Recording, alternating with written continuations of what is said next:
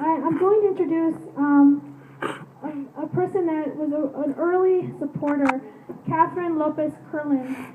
And she is the great-granddaughter of George Cummings, who was the original developer of the Cummings block, as it was known when it was developed. And Catherine, could you come and just share a few words with us? And she's just been so wonderful.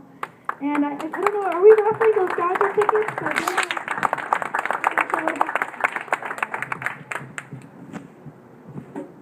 Hello, I am honored. Okay, I am honored and proud to be here today. I must say that when I was coming up First Street, my heart skipped a beat when I saw this building. It's not the first time, but every time I see it, it's thrilling. Can you hear me? Yes. Great. Okay. I'm especially pleased because my sister, Bernae Grayson, is here today to celebrate the rebuilding of our great-grandparents' dream. We're standing on earth that once belonged to our mother's family, the Lopezes, when this was still Mexico, and throughout the 1800s. Nearly 200 years ago, Claudio Lopez, one of the first mayors of the Mexican Pueblo of Los Angeles, lived here when this was Paradon Blanco. In 1850, only 2 years after California became part of the United States, Claudio's great-granddaughter, our great-grandmother, Maria del Sacramento Lopez, was born and raised in a 5-room adobe on a farm just steps away from here. When she married George Cummings, our great-grandfather, her parents gave her 40 acres of land, including this parcel. George Cummings was a 49er who had settled in Paradon Blanco in the late 1850s.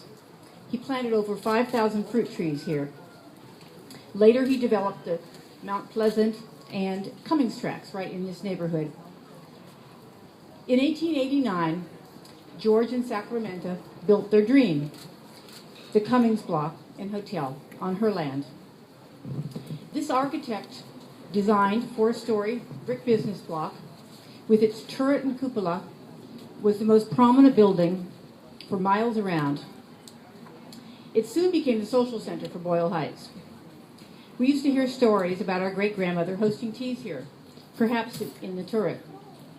This distinguished building was the pride of Boyle Heights then, and it is once again a source of pride and will be a community center for the mariachis.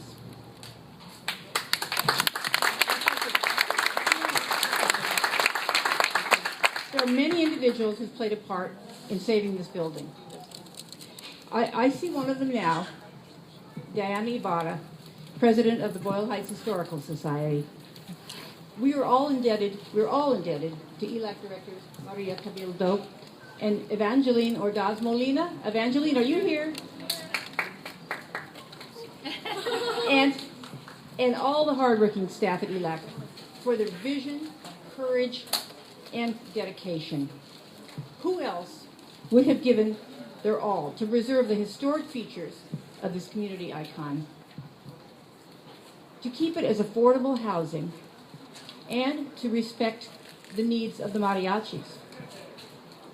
Mariachi Plaza, I dare say, is unlike any other place. Mariachi Plaza is unlike any other place in this country because it's a plaza enriched by the presence and the music of the mariachis and anchored by an architecturally distinguished building, which is a tangible link to our local heritage, a key to awakening and preserving community, memory, and pride.